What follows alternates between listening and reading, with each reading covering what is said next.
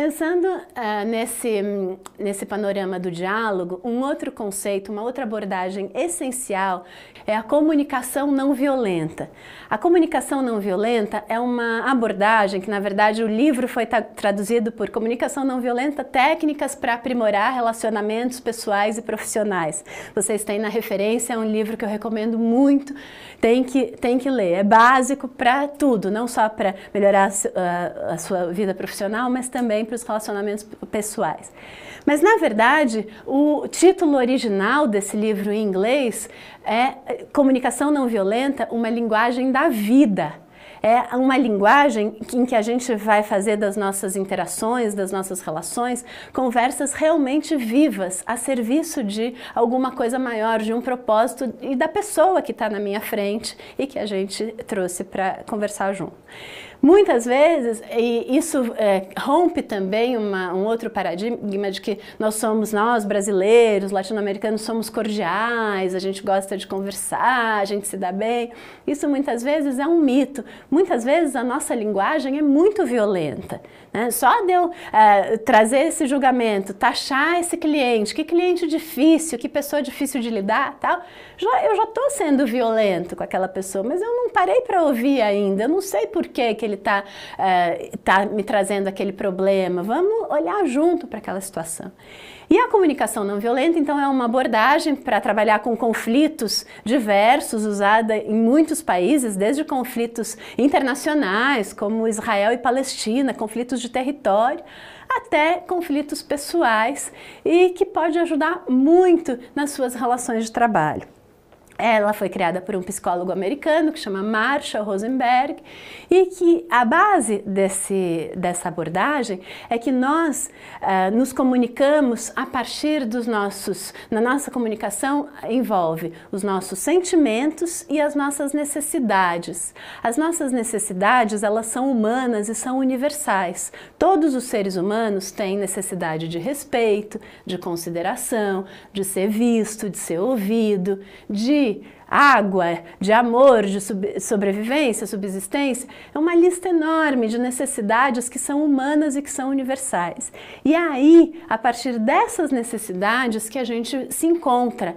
É a partir dessas necessidades que a gente consegue enxergar o outro ser humano, mesmo que ele seja totalmente diferente de mim, mesmo que ele seja de outra área, que ele tenha estudado uma outra coisa, que ele não fale do mesmo jeito, que ele não use palavras bonitas como eu uso, não importa. Nós nos encontramos com base nessas necessidades, é como se fosse uma base que nos une. E é aí que a gente pode estabelecer um diálogo realmente.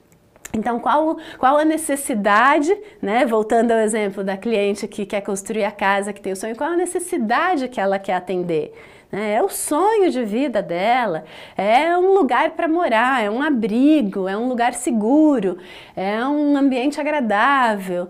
Então, várias necessidades que você, com o seu projeto arquitetônico, vai atender e que são humanas e que são universais. E quais os sentimentos? As pessoas, por serem humanas, têm sentimentos. Raiva, medo, alegria, tristeza, são sentimentos muito comuns para todos nós.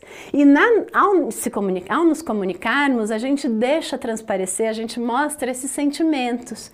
Então, ter a sensibilidade para perceber que sentimentos que aquela pessoa está tentando comunicar, muitas vezes ela não fala de uma forma clara, mas o que ela está tentando comunicar? E os sentimentos perceber como um estímulo para qual a necessidade que eu estou tentando atender. Quando a gente usa uma linguagem violenta, quando a gente parte para a briga, normalmente é porque nós temos necessidades que não foram atendidas. Ou então, porque a nossa identidade não está sendo reconhecida, então a gente parte para a briga. Quando a gente tem um espaço seguro de diálogo, de comunicação, em que eu posso colocar realmente o que eu preciso e o outro vai me atender, sendo um profissional que eu contratei, normalmente isso não acontece.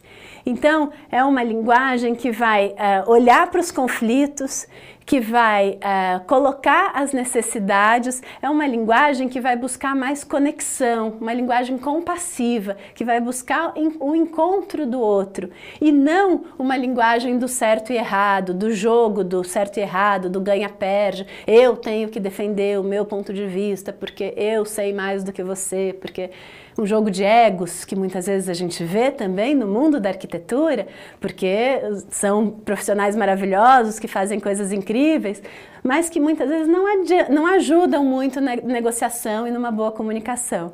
Então, sair desse jogo de egos, desse jogo de certo e errado, para buscar um encontro com o outro mesmo, um entendimento comum do que o outro tá querendo e aonde eu posso, então, eu como profissional, posso atender essa necessidade.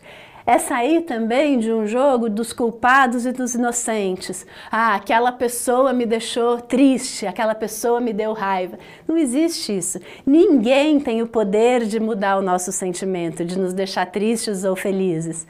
O que acontece é que as ações das pessoas são estímulos para os nossos sentimentos, que vão se manifestar no nosso corpo, as nossas emoções, e que vêm de necessidades, atendidas ou não.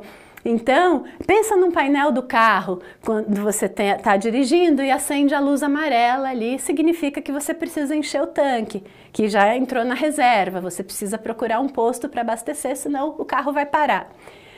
O sentimento, as ações que as pessoas fazem, né, a resposta atravessada que o cliente te dá, ou um telefonema mais exaltado e que acaba desrespeitando você como profissional, é um estímulo.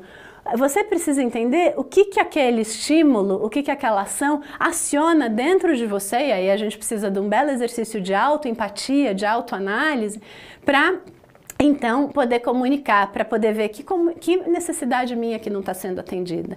Será que eu não estou colocando o meu valor como profissional? Será que eu estou com muito medo da rejeição, então eu estou aceitando tudo, todas as condições que o cliente me põe e não estou colocando os meus limites? Será que o erro também não é meu, do jeito que eu estou conduzindo esse processo?